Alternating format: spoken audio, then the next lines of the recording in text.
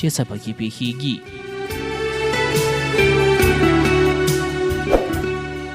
هغه وویل ما داسې 2 قضیې ولیدلې چې دواړه پوځي کسانو او دواړو له باندې څخه ښځې راوستلې وې، یو له برما څخه او بل له بنګال څخه.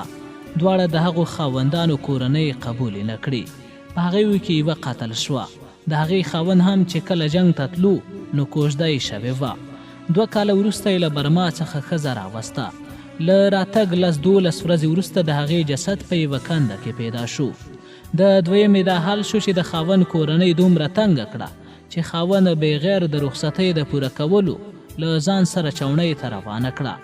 د دویو ګناه صرف هم دغه وه چې مخکې له جنګه یې کوژدې شوې وې او د جنکیو کورنۍ همدې ته انتظار وې چې هلک راشي او ودونه وشي.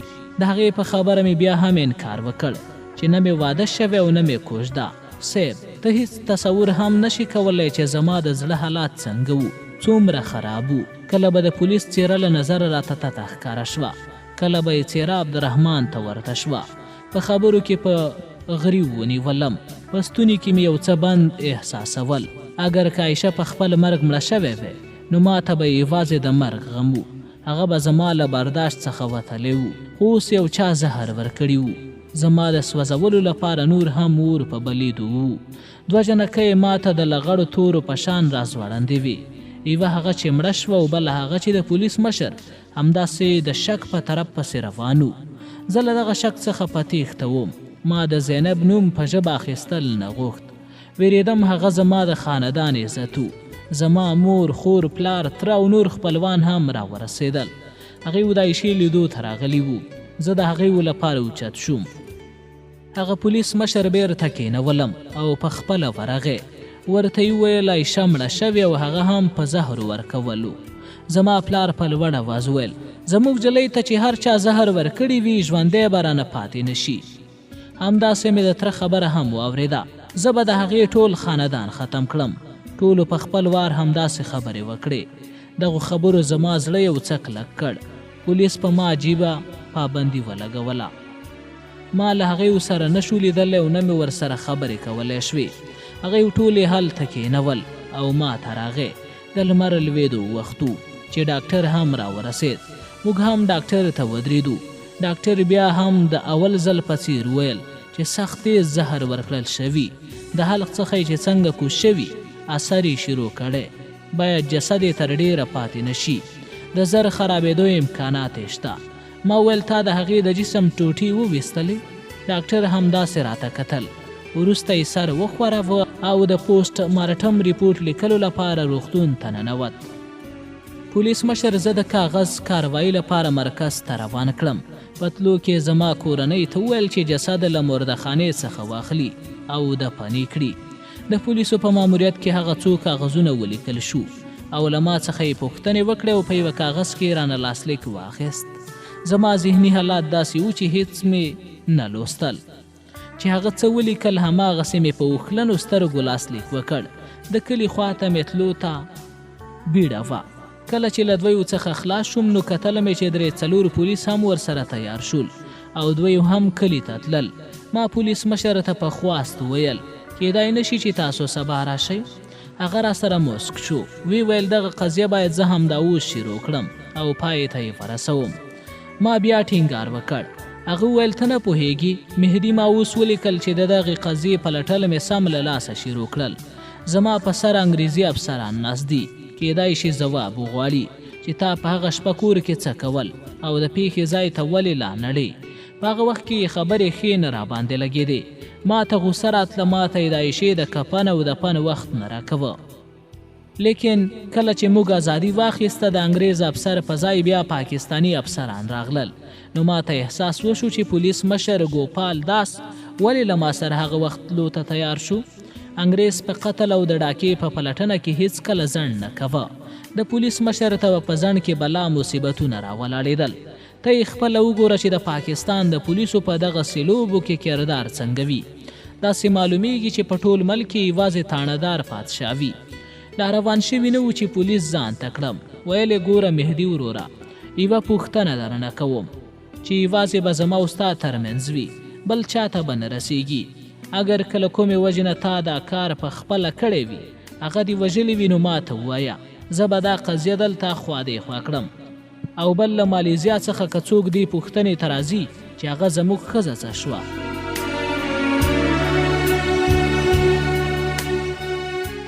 له غوسې ورته لیونی شوم. په ډېر مشکل مې ځان په واک کې کړ. یو خوا عایشه مړه وه او بل وړاندې نه پوهېدم چې زما حالات به څنګه شي. لیونی به شم که به په کوم شک کې څوک ووژنم چې دغه عایشې ته زهر ورکړي. په دغسې حالاتو کې هندو پولیس دا رنګ سوال برشان کړم. ورته مې ویل جنابه تا ته د دغې خبرې لپاره دا وخت مناسب ښکاره شو. د دې دومره اوږده داستان له اورولو وروسته هم ستا شک دی چې هغه چا ته زهر ما ورکړي چې زما ژوند یې راوژغوره. هغه ویل زما مشکل دغه دی چې زه اوس خپله د مرګ په خوله ولاړ یم. که زه له هرې پیښې وروسته په یوه اوږده داستان یقین وکړم نو زه به هیڅ مجرم ته ونه رسېږم. زه به له تا څخه داسې سوالونه وکړم چې له سر نه به دې هوښ والوځي. ما ته خو ستا او د هر چا په ټنډه نه دي لیکلي چې ما ته په نظر راشي چې ته رښتیا وایې. زه چې څه سوال کوم ته باید بې له کومې اعتراضه ځواب راکړې. څنګه چې څوک ستاسو په پوځي وظیفه کې د دخل اندازه نشي کولی دغسې زما په وظیفه کې هم څوک حق نه لري چې ګړبړ پکې وکړي. ته یې هم نشي کولی. که دې و هم کړ نو زما سره یې چاره شته. زه منم چې تا به خپلې مېرمنې ته زهر نه وي ورکړي. دغه ووایه چې ستا په کور کې د مور خور یا پلار د هغې سره رویه څنګه وه. ما ځواب ورکړ ډېره ښه وه. هغه وویل زما شک دی کیدای شي ستا له مخې هغې ورسره ښه رویه کړې وي. ستا په نه موجودیت کې کیدای شي پریشانه ول. ما ورته ویل ښه ستا شک زما په کورنۍ دی چې زهر هغې ورکړي. هو زما شک دی او بل شک مې دا دی چې ستا کورنۍ کیدای شي تر دې تنګه کړې وي چې په خپله یې زهر خوړلی وي. ځواب مې ورکړ هغې زهر له کومه کول. په کلي کې د هغې له چا سره دومره پخه دوستي هم نه وه چې زهر دې ورته راوړی شي او نه زهر دومره په اسانۍ سره پیدا کیږي. ویلې راځه په کلي کې به هر څه معلومه شي. موږ کلي ته پیاده روانو. په لار کې هندو پولیس مشر بیا هغه خبره تکرار کړه. اگر که عایشې ته زهر تا ورکړي وي نو ما ته ووایه هغه کیدای شي زما په دار زړولو ویرېده. زه به ولیکم چې جلۍ په خپله زهر خوړلي او ځان وژنه یې کړې. هغه زه پوهولم. ما هغه پوهوه. په دې کې کلي ته ورسېدو. پولیس د کلي د پیردار په ځای دې راواچوله. ما غوښتل چې د عایشې مړی وګورم مګر اجازه نه راکول کېده چې ورشم. زه یې د پولیسو په منځ کې کېنولم. خپله چوکیدار او یو بل چې کیدای شي د هغې مخبر به وو ځان ته کوټې ته سره ننوتل. زما له کور څخه د یوې ښځې هم د ژړا غږ نه راته. په کلي کې به چې په چا غم پېښ شو نو ښځو به ټوله شپه مړي ته په ژړا تېروله. ویر به یې په ټول کلي کې خورو مګر د عایشې په مړي د ژړا هم څوک نه وو. د هغې د ماتم ټولې اوښکې زما په سترګو کې او ټوله ژړا یې زما په سینه کې بنده وه. په سینه مې پولیس راته سپاره وو. څوکیدار راخواته شو ویې ویل چې له عایشې سره کومې جنکۍ تللې وې. ما د هغې نومونه ورته واخیستل. څوکیدار لږ وروسته 4 واړه جنکۍ سره د پلار او ورونو راحضرې کړې. پولیس مشر ورمخته شو. د هغې پلار ورونو ته یې ډاډ ورکړی چې ورخطا نه شئ. هغه ښځه مړه شوې او ډاکټر ویل چې زهر ورکړل شوي. هیڅ کومه جلۍ دې له ما څخه نه ویریږي. دوی زما خویندې او لورانې. په موږ ټولو لازمه ده چې قاتل پیدا کړو او په سزا یې ورسو.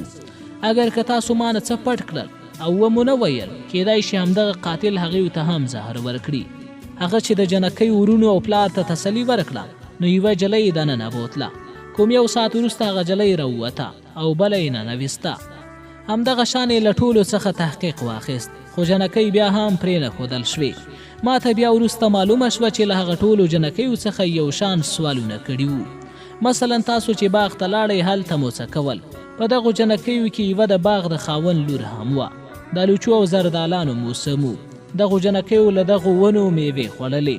هغې ویلې چې موږ د ارهټ خواته هم لاړو او اوبه مو ترې وڅښلې. پولیس مشر ترې وپوښتل چې عایشه له تاسو څخه کله بیله شوې وه. ټولو په یوه خوله ورته ویلي وو چې هلته لوړ واښه وو. کیدای شي څه وخت له مونږه بیله شوي وي خو زموږ ورته فکر نه دی شوی. په بل سوال کې ورته ویلي وو په باغ کې شاوخوا کوم سړی یا ښځه خو مو تر سترګو نه شو. ټولو دنه ځواب ورکړی وو. د باغ د مالک لور ورته ویلي چې د باغ دهقان هلته اوس په خپله نه خو ښځه یې څه شیبه له خپلو 2 وړو ماشومانو سره هلته وه او بیا لاړه.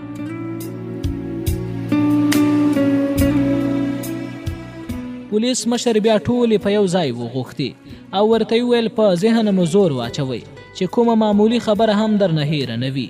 راته یې ووایي. وروسته راته معلومه شوه چې پولیس مشر په ډېره عقلمندۍ او په ښه سلوک د جنکیو څخه خبرې ویستلې وې. نوې خبره دا را پیدا شوه چې کله د عایشې طبیعت خراب شو نو دوی ټولې د ارهډ خواته ناستې وې او عایشه له هغو لوړو وښو له طرفه را روانه وه. پولیس مشر ورته ویلي و په هغه وخت کې چې عایشه له هغې طرفه را روانه وه څوک مو ونه لیدل. جنکۍ د یادولو په کوښښ کې وې چې را یاد یې کړي. دومره ځنډ هم نه وتلی، په منځ کې یوه ورځ وتلې وه خو هغه جنکۍ وې د ځوانۍ په دوران کې وې. دومره وړو ټکو ته فکر نه کوي. خو دا د هغه پولیس کمال و چې هغې ته یې ورپام کړی و چې سوچ وکړي.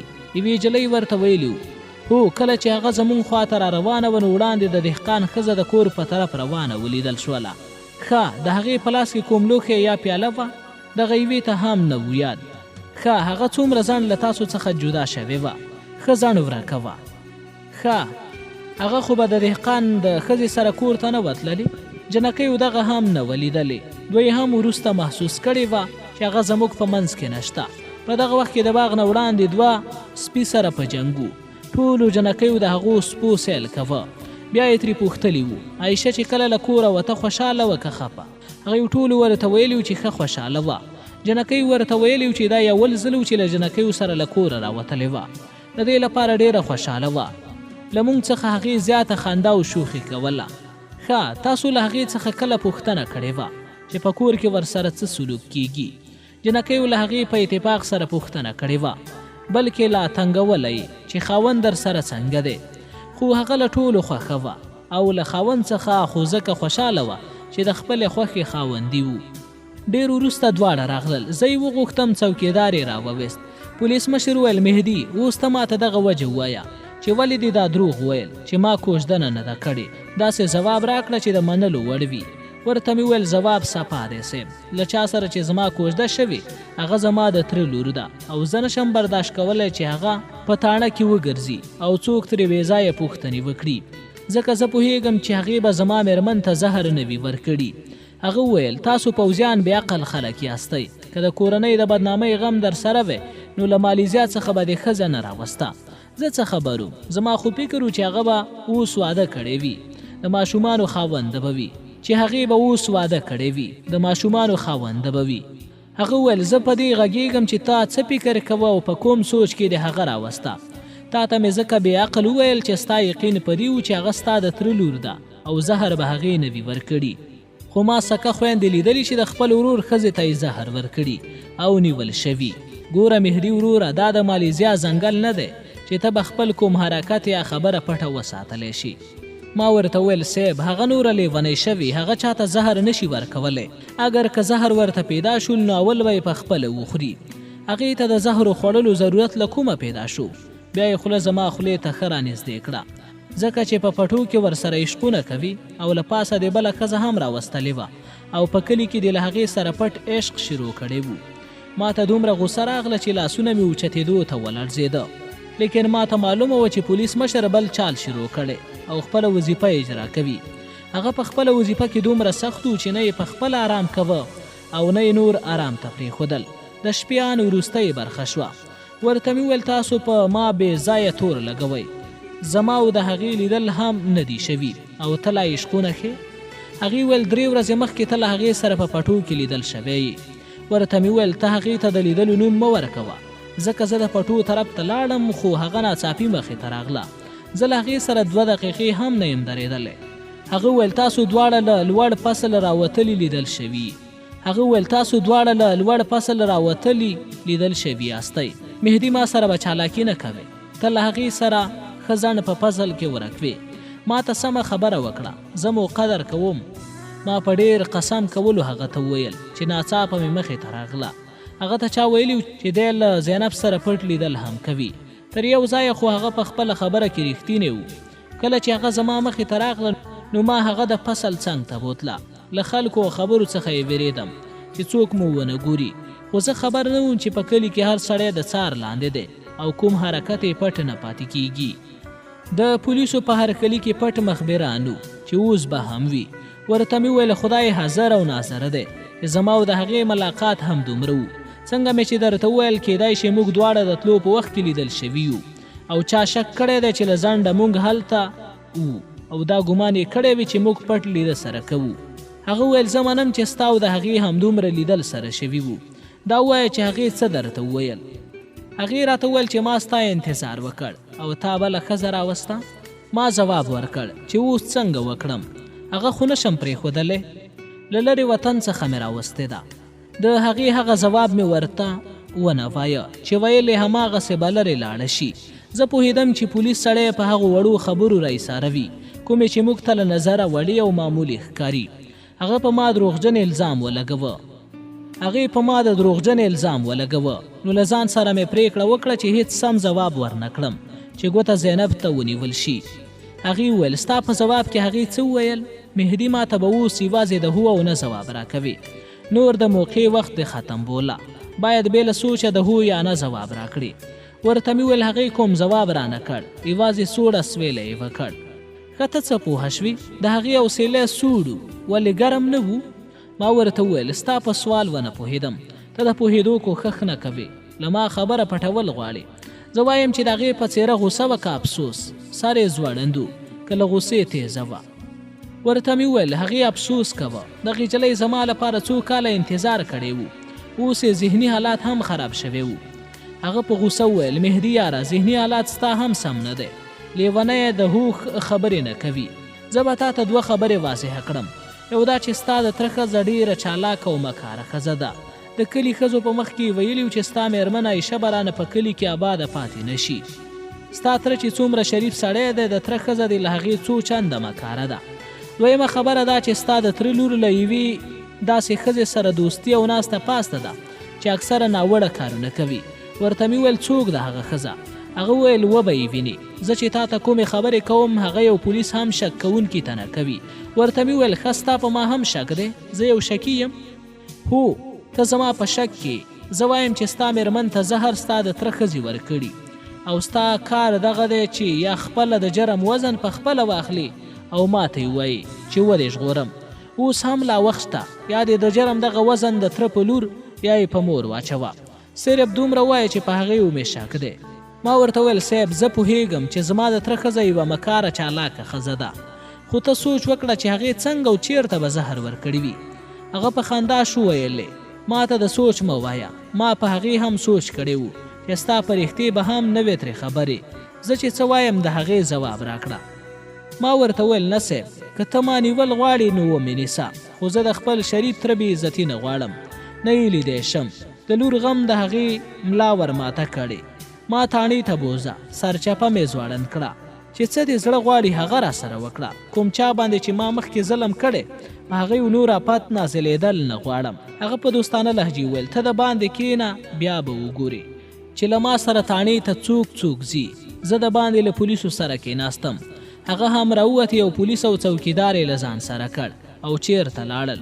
د هغې له تګه لږ وروسته مې لیدل چې تره مې سره د خپلې لور یو پولیس راوستل. دواړه زموږ خواته په یوه کټ کېناستل. موږ په خپلو منځو کې د خبرو اجازه نه لرله.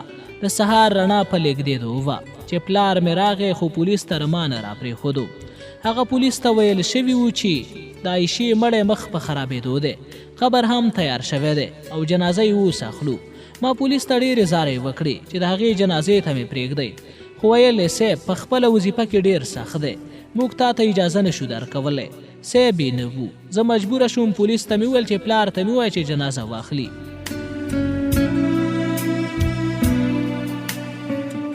له دې وروسته مې چې څه حالات شو زه یې نشم بیانولی. مالیزیا ځنګل مې سترګو ته ودرېد. څومره مې چې اوښکې تویېدې هغومره مې ځنګل څپه لیده. عایشې په دې څنګله کې ما ته د خدای لار راښودلې وه. زما دننه چې کوم ګناهګار او هوس لرونکی پوځي ځوان و هغه عایشې د ټول عمر لپاره ختم کړ. عایشې زه خدای جل جلاله ته نږدې کړی وم او په خپله دومره لرې لاړه چې زه 2 قدمه هم ورسره لاړ نه شوم. بیا هغه څپرګي را یاد شو چې پکې مې قرآن شریف پیدا کړ او پکې لیکلي وو چې زه به تاسو ته خپل نښانونه درښکاره کړم چې ما به پرې وپېژنئ. زه په دې سوچ کې ډوب وم چې عایشه د خدای جل جلاله مقدسه نښانه وه چې سیده لار یې راوښوده او خپله د خدای جل جلاله لور ته لاړه. ظالم نه وم، په هیڅ نه پوهېدم، په سوچ مې د جذباتو سوری پروت و او ژړل مې. همداسې دننه په زړه کې سوځېدم او خوړل کېدم چې د عایشې جنازه واخیستل شوه.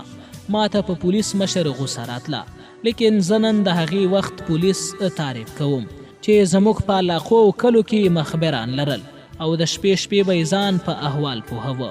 پولیسو به د شپې آرام نه کوه، وظیفه به یې په ایماندارۍ سر ته رسوله او نه به یې کومه داسې اشاره کوله چې د هغې جب ورګرم کړي.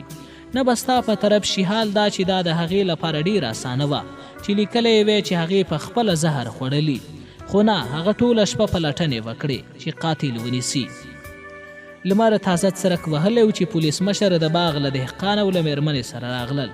د دغې ښځې دومره راته معلومات و چې ښایسته ښځه او خوش طبیعته ښځه ده. نور یې له عمل نه سم نه وم خبر. په هغه وخت کې عمر 13 کاله، شاوخوا مېړی یو ساده پاده دهقان او مشقت کې ورکو، خو په کلي کې به یې په ښځې پسې خبرې نه کېدې. زما تره او لور یې زما نه لږ پاس ناستو، سخت پریشانه معلومېده. لور ته مې کتله، د خوب اثر یې په څېره کې ښکارېده. هغه هم بېقراره معلومېده. کله چې پولیس مشر سره د هغې ښځه راښکاره شوه نو زینب له کټه اوچته شوه.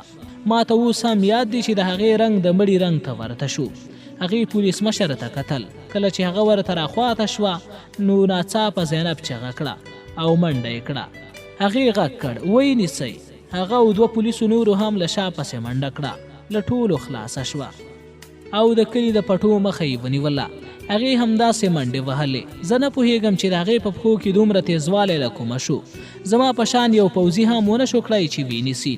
ناڅاپه په یو ځای کې راودرېدله او په موږ یې د خاورو او لوټو ګزارونه شروع کړل.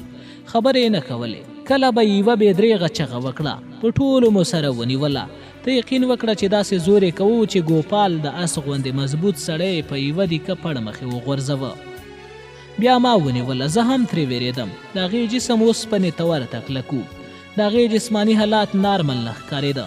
تاسو ته به صیب معلومه وي چې کله یوه ښځه لیونۍ شي یا پیرانو نیولې وي، دومره طاقت پکې پیدا شي چې 4 سړی هم نشي تکیه کولی.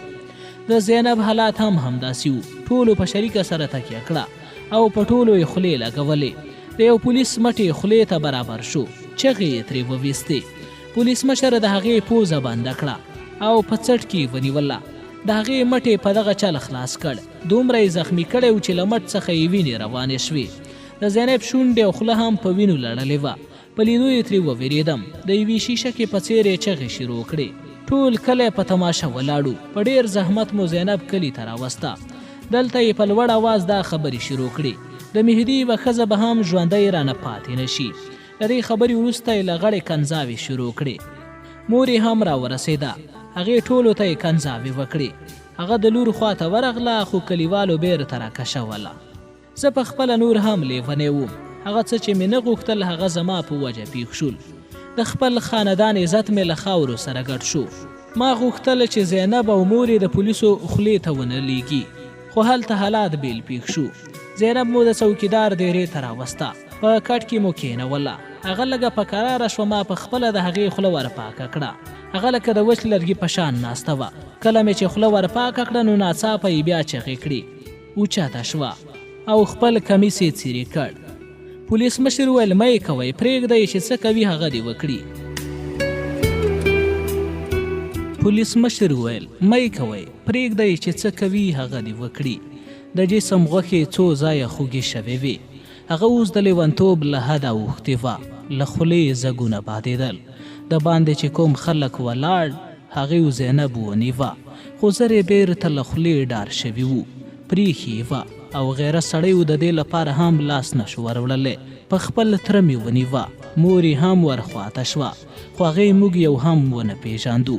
یو چا په لوړ اواز موږ ټولو ته کنځاوې وکړې او ویل چې دا خو لیونۍ شوې ده، کور ته یې دننه کړئ، کوم ملا ورته راولی. بیا مو هماغسې وکړه. په زینب مو 2-3 څادرونه واچول او په 3-4 کسانو مو په هوا کړه. کور ته مو ویوړه. په کټ کې مو څملول او ښه کلکه مو وتړله. په کلیواله سیمه کې د لیونۍ د علاج لپاره همدغه طریقه وي او اوس له لیونۍ سره دا سلوک کیږي. مور یې ویرې کوه. ما او نور ټولو ته یې کنځا او ښېرا ګډې کولې. د څوکیدار ډېره لنډه وه. هلته هم د تره د ښځې کنځاوې اورېدل کېدې. زما تره وېرېدلی غوندې ښکارېده. د څوکیدار په دیره کې بل منظر راته تیار و. پولیس مشر خپل پولیس او څوکیدار یې د دروازې مخې ته ولاړ و. د هغې مخې ته زما پلار، دواړه ماماګان، زامن یو څو خپلوان مې هم وو. په پولیسو پسې اوږده لرګي راخیستي وو او پولیسو ته یې ګواښونه کول. په منځ کې سپینګیري کلیوال ورلوېدلي وو. ګواښونه یې زما د خاندان غیرت را بیدار شوی وو. د هغې شک و چې پولیسو د زینب سره خراب سلوک کړی، ځکه یې داسې حالات شو. پولیس مشر ډېر عقلمند انسان و. هغه په خلکو د تاڼې یا د بندي کولو ګواښ ونه کړ. حال دا چې مړی هم زموږ شوی و او بې عزتي هم د هغې کېده. ما او تره مې ترې راغلو. نو پولیس مشر موږ ته وویل چې دغه خلکو ته ووایه چې د شپې ما د زینب سره څه کړي، او دا هم ورته ووایه چې زه مو ټول د بغاوت په تور هم نیولی شم. خو زه له تاسو سره شرافت کوم چې په دې کلي کې ماتم شوی او یوه ځوانه جلۍ لیونۍ شوې. زما او د تره په وینا زموږ کورنۍ په کراره شوه. کله چې دا غم لړلی منظر ختم شو، نو پولیس مشر د باغ د دهقان او د ښځې نه پوښتنه وکړه. میړی حاضر و، خو کله چې موږ په زینب پسې منډې وهلې، په دغه وخت کې د هغې ښځې پښې اسپکې کړې وې. له میړه څخه یې پوښتنه وشوه، هغه هم پرې خبر نه و. څوکیدار د باغ په طرف لاړ. د کلي هر کور پسې ولټول شو، خو کوم درک یې ونه لګېده. یو ماشوم وویل چې په دغه لورې روانه وه. په اتفاق سره 2 کسان چې زموږ د کلي نه وو په هغه لاره راغلي وو او دلته یې چې زموږ غوبل لیدلی و ولاړ. هغې هم وویل موږ چې راتلو یوه ښځه ډېره تیزه له کلي را روانه وه. هغې د شکل نښه وویله، بې له شکه هغه وه. میړی وویل کیدای شي هغه د خپل پلار کور ته روانه وي. په هغه طرف یې د پلارګنۍ کور او کلی دی. سم د لاسه 3 آسونه تیار شو. 2 پولیس او څوکیدار پسې وخوځېدل. کوم 1 ساعت وروسته یې ښځه راورسوله. هغه د څوکیدار پاس ناسته وه او څوکیدار ورسره پیاده را روان و. د ښځې حالات نه معلومېده چې کش او ګیر ورسره شوی. ویښته یې ببر شوي وو. په کالیو یې خاورې او دوړې نښتې وې او څېره یې سره اوښتې وه. هغې نیمه لار وهلې وه چې له شا یې سپاره لیدلي وو او له ډاره یې منډه شروع کړې وه. ځان یې د خاورو له ډیري څخه هم غورځولی و. دلته یې ځان پټ کړی چې وروسته بیا هغې په کنده کې پیدا کړې وه. هغې په ژړا او زاریو شروع کړې وه. پولیس او څوکیدار ته یې تر دې لالچ ورکړی و چې په کلي کې مو په هره ښځه یا جلۍ ګوته کېښوده، زه به یې درته باخترولم. هغې غوښتل چې تېښتې ته یې پرېږدي.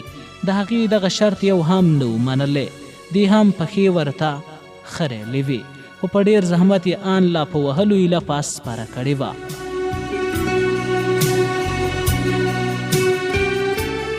پولیس مشر هغه دننه کړه او دواړو په ځان پسې دروازه بنده کړه. کوم 1 ساعت ورسره ورکو. بیا یوازې پولیس مشر راووت. څوکیدار او 1 پولیس ته یې څه وویل او بیرته ننوت. کله چې هغې ولاړل، لږ وروسته هغې 1 سړی راوست چې زه یې اصلي نوم اخیستل نه غواړم. ستاسو لپاره یې په سلطان نوموم. هغه زما په عمر ځوان و، زموږ له کورنۍ څخه و. زه نه پوهېږم چې هغه یې ولې راوست. کوم 1 ساعت وروسته چې پولیس مشر راووت، امر یې وکړ چې سلطان ونیسئ. د هغه په حکم ولچک ور واچول شو. د هغه د کور تالاشي واخیستل شوه. څو پولیس لاړل. د باغ د دهقان د کور یې تالاشي واخیسته. ما ته معلومه نه شوه چې د هغې له کوره یې څه بود کړل.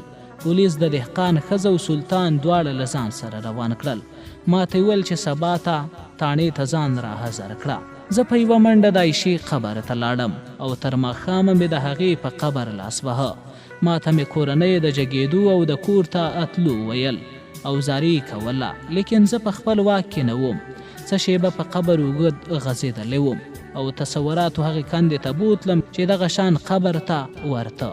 زما او د عایشې مینه پکې پیدا شوه او له ما سره یې د دغه غم لړلې سفر آغاز وکړ. په تصوراتو کې سړی ژوندی پاتې کېدای شي. زه چې حقیقي ژوند ته راغلم نو ماښام و. کورنۍ مې په وچ زور له هدیرې روان کړم. په سبا تاڼې ته لاړم. پولیس مشر له تاڼې نه په راوتو کې و. 3 پولیس هم ورسره وو. سلطان یې ولچک کړی و. ما ته یې ویل چې موږ سلطان یو ځل کلي ته وړو. کله موږ سره ځي هم او که دلته انتظار راته کوي، موږ بیرته راځو. انتظار مې خوښ شو. 3-4 ورځې مې تاڼې ته حاضري وروړله. په دې دوران کې د زینب حالات هم هماغسې وو.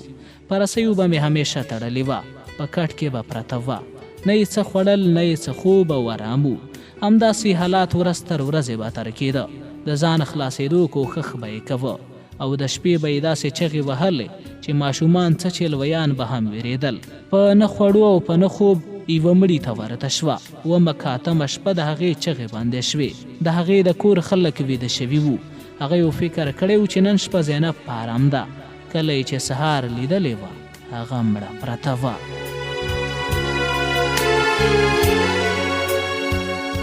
زما په ضمیر د هغې د قتل د جرم بار راولوید. په خپل ځان مې ملامتي ویله. ځان راته د هغې قاتل ښکارېده. اوس زه هره ورځ په قبر فاتحه لولم او له خدایه د ګناه د بخښنې زاری کوم. کله چې له مخکیني تفصیل څخه خبر شوم چې عایشې ته زینب زهر ورکړي وو، داسې و چې د دهقان ښځې اوله ورځ د جرم قبولي وکړه.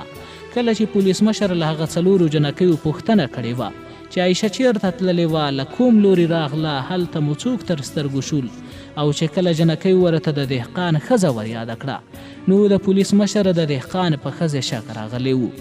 د همدغه شک د پخولو لپاره مخبران چې زموږ په کلي کې موجود وو ما ته تر ننه پورې معلوم نشول چې هغه به څوک وو. هغې بیا پولیس مشر ویلي وو چې زینب او دهقان ښځه یو ځای سره لیدل شوي.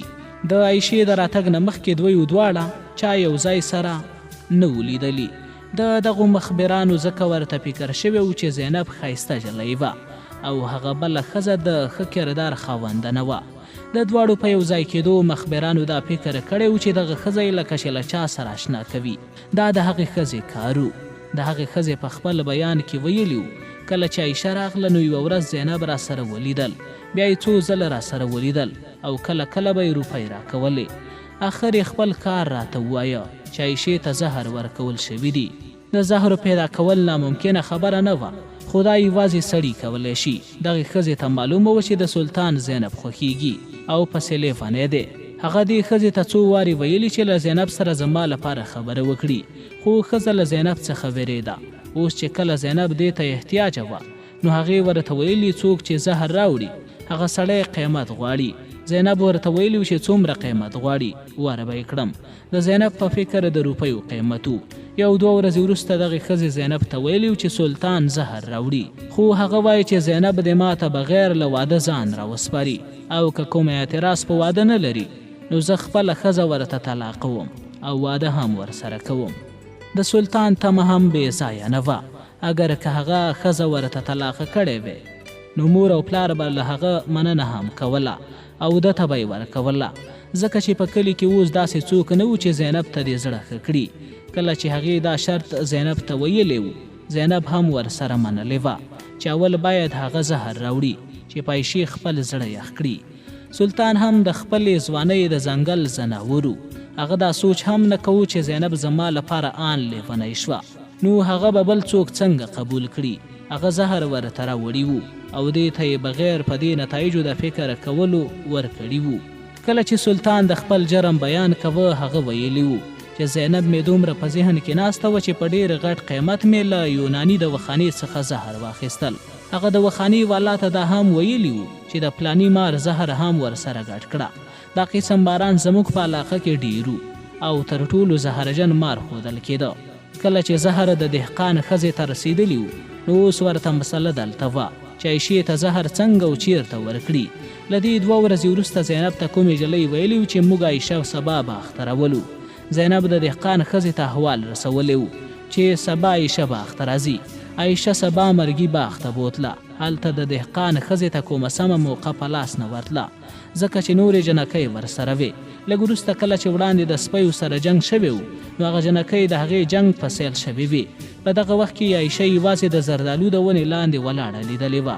د دهقان ښځې له کوره 2 زردالان راخیستي وو، 2 په زهرو ورته لړلي وو. د عایشې خواته راغلی وه او په ډېره مینه یې هغه زردالان هغې ته ورکړي وو. هغې ښځې ویل کله چې عایشې زهرجن زردالو تېرول ورسره تروشه شوه. بیا مې ورته بېله زهر ورکړل. زهر دومره تیز و چې په 2 دقیقو کې اثر شروع کړی و. هغه د جنکیو په طرف را روانه شوې وه. په دغه وخت کې د دهقانه ښځې په ډېره چالاکۍ سره خپل کور ته ځان رسولی و، خو بیا هم جنکۍ یو نظر لیدلې وه. سلطان او هغې دواړو خپل جرم قبول کړ او په دواړو عمري قید سزا واوښته.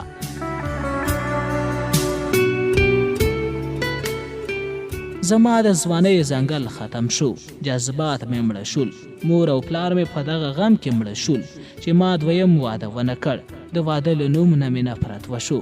خپل ټول پام مې د الله په طرف کړ، په همدغه امید کې چې خدای راته بښنه وکړي سپین ږیری شوم. د عایشې د مرګ نه 14 کاله وروسته مې یوه ورځ واورېدل چې د دهقانه ښځه راخلاصه شوې او زړه شوې، میړه یې مړ شوی، اولادونه یې ځوانان شوي. چېرته په کوم نامعلوم لوري تللي، هغه هم په کوم لوري پسې تللې وه، خو ما بیا ونه لیدله. سلطان بیرته کلي ته رانغی. څوک وایي چې هغه په جیل کې مړ شوی، لیکن 2 کسانو په یقین سره وویل چې موږ هغه د لاهور د راتا صاحب په مزار کې د ملنګ په بڼه ولید. پای باریکا خپله جونګړه د شپې 10 بجې 2000 کال د 11 میاشتې 12 تاریخ د ځوانۍ د ځنګل د ناول پای.